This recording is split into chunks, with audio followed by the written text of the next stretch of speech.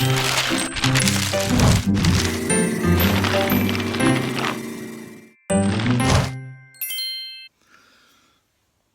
so I want to go ahead and show you what I've got done so far with my coloring of the book graphics. And I've just really gotten started. This is actually the first scene here, and I'll try to hold that up so you can actually see that. But this is actually the first scene. Ellen Star looking out the window, and then she's in here with her mother. But what I want to talk about today is basically when you're choosing to color your graphics, if you're doing your own graphics for your children's books. I've tried different mediums, and a lot of times people struggle with what medium they want to use. Do they want to use a watercolor? Do they want to use a color pencil? Do they want to use acrylic paint? You know,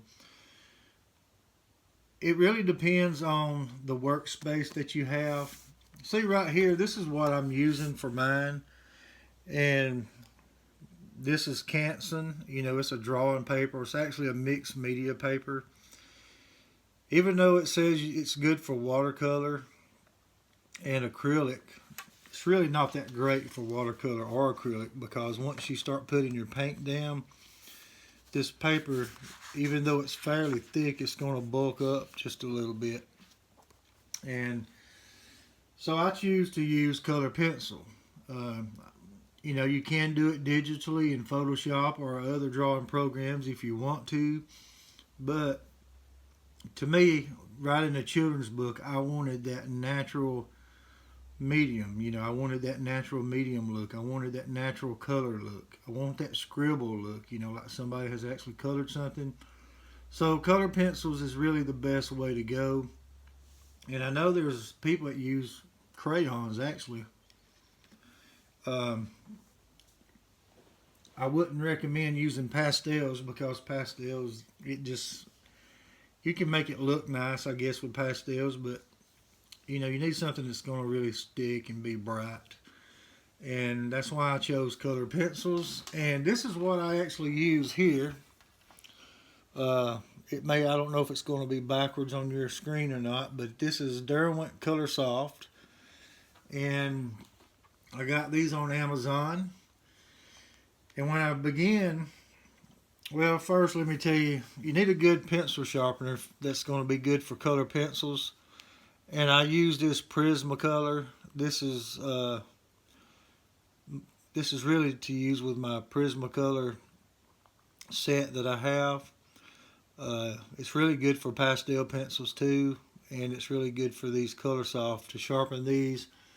You know, your top comes off and you have your sharpener in there, and all your shavings go into here. And I went ahead and gotten a few of the pencils out. Now what you'll want to do is whenever you get ready to color your scene from scene to scene, you'll want to take and keep in mind what colors do you want to use. You want to make sure you keep the colors for your characters consistent. You want to make sure that I keep my wall consistent throughout the house when I'm showing scenes of inside her house. And I just use basic colors for, like, her dresser here. It's going to be a brown. The rim of the mirror is going to be brown. The bedposts are going to be brown. And the cover is going to be blue. This part of the cover with the stars on it is going to be blue with the yellow stars. And this is going to kind of be an off-white color here for the sheet that's hanging down. And brown for the floor. And I'm going to do a multicolor for this little round rug right here. But you want to always make sure you got your colors consistent. And I want to do some color in here just to show you a little bit, but I try not to get in the way a whole lot. Now, all of my scenes have sketched out in pencil to begin with. And then after that, I had taken and went over it with an ink pen. I didn't know if I was going to like that style or not, but it seemed to have worked pretty good. When you're using these color pencils to get a really good color, a good blend, it's always good to just go in a circular motion. And being a children's book, I try to stay in the lines, as much as possible. But if you get a little bit out of line, hey, that's okay because kids can actually relate to that. Because you want to make it kid friendly. Now, if you've seen my other video that I had posted, it's talking about the process that I used, how I made templates for all of my characters to make my characters look the same. And if you'll go to my website, the link is under that video, but if you'll go to my website, visionsingray.com, I created a blog post around that video, but if you read what I've written in the blog post, it goes more in depth than what the video does. And I talk about when you're creating your characters for your children's books, you want to use templates. And templates will help you to be consistent with the look of your character. That way you can draw your character basically the same each time. And you can get a similar likeness of your character throughout your book series, because if you're doing children's books, you're going to want to do more than one book, of course. And you're drawing for the children, something the kids can relate to, but also because they are kids, you're drawing for the parents as well. So you have to really keep that in mind. Anytime that you're drawing, you're actually drawing for the parents, because the parents are the ones that are going to buy those children's books for their kids, right? I mean, it just makes sense. And even though you're drawing everything kid friendly, by being consistent and creating a professional book, if you're doing your own graphics, you want to create professional graphics. Not really professional, I guess you say, but you want them to look good and want them to be consistent. That's really the main idea, is consistency with it, because you've got to make the parent that are buying the books, they've got to look at the books, they got to approve it for their kids, whether they want to buy that book for them or not. And the parents are going to more than likely be the ones reading to these kids. Some of the kids may read it themselves, but ages 3 to 5 years old is typically the age range that I draw for. So you got to draw for the parents, and you got to really make the parents, want to buy the book, and the way to do that is you just need to be consistent. And if you're not consistent and you create a book and draw your graphics that look different just all the time, I mean completely different, then the parents may not buy that book for their kids. Now, in my blog post, I'm basically going to tell you everything in the blog post, but I would like for you to go read it anyway, because there's a lot of good information on there that I can't cover in this video. But in the actual blog post on my website that I was telling you about, I talk about that consistency, and I talk about one way to be consistent, is creating templates of your characters. But you're going to want the characters to be the same. You want them to look the same. And there are some exceptions that I talk about on my blog to that rule. Is facial expressions are going to change from time to time. If a person's happy, if a character's sad, if a character is just really excited or whatever, then those facial expressions are going to change a bit. And as long as you keep the likeness really close. You don't want to deviate too far from the likeness of the character, even though you're going to have different expressions in the face. You're going to have different body expressions.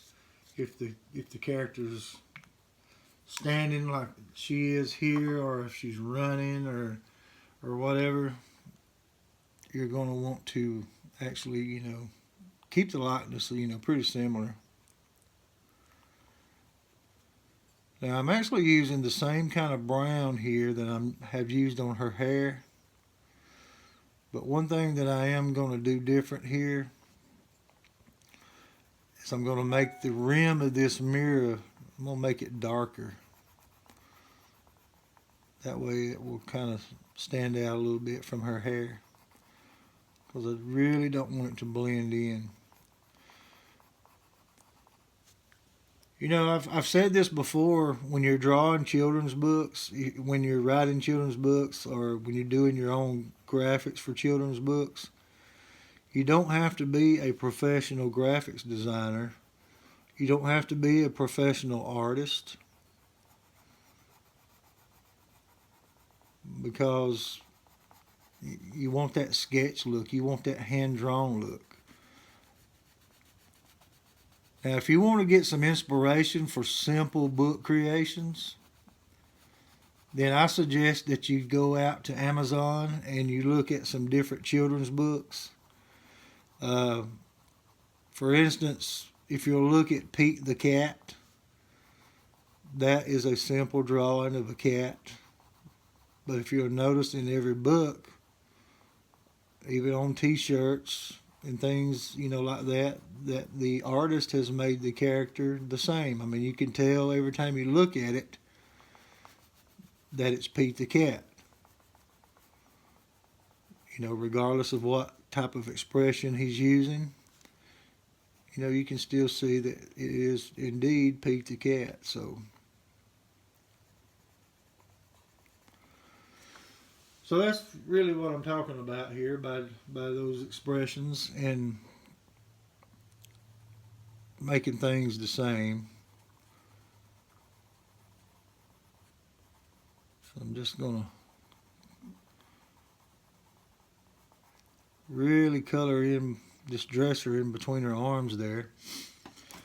And I know you may not can see that so far, but I'll kind of hold it up so you can get a view of it here as I go along. This is really the fun part to me. I mean, the fun part is really coloring all this in. And I'll be honest with you, I probably could have gotten this book done a whole lot quicker if I had have outsourced the character and the drawings, all the graphics and stuff, but I didn't really want to outsource anything on this book because the character is inspired, by my wife. The character, Ellen Starr is the character, and Ellen Starr is my wife's name. So that's why I decided to go with Ellen Starr as my character. And my wife, she's really tickled about it. It really gives her some excitement about my book, and she really enjoys the fact that I'm doing this. Now, I got in trouble a few times because I've procrastinated this book, and the reason I procrastinated this book for a while is because I couldn't decide on the character. I couldn't decide on how I wanted Ellen Starr to look. I couldn't decide on what I wanted her to look like, what kind of clothes I wanted her to wear, or anything like that. Now I'm just taking a different shade of a brown here and coloring in the drawers, because I don't want my drawers to just completely blend in with the body of the dresser.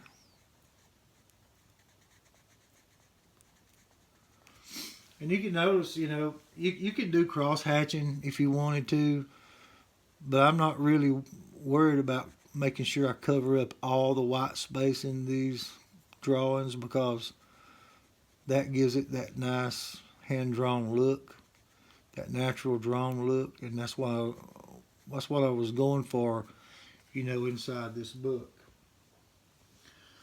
So, it's really my first book. This is my first children's book, and I'd say I've learned a lot so far along the way here. This has been really a good journey. And this is really all I need to do before I get into the publishing stage is I need to color in all of my graphics, get all of those ready, and I'll be good to go.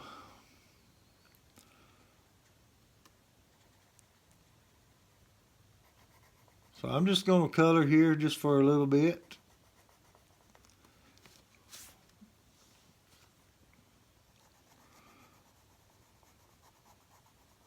I tried to set up my camera angle so that I could still color and do good on my coloring as I color this in, but wanted you to be able to also see what I'm doing here.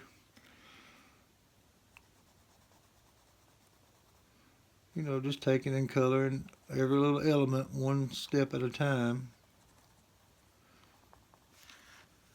Coloring in the legs for the bedpost.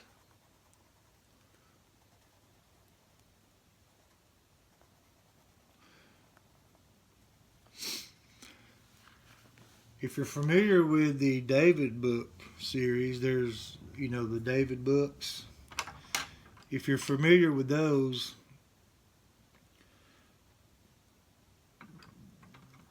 you can also, look at those. Now what I'm going to do here is I'm going to do the wall.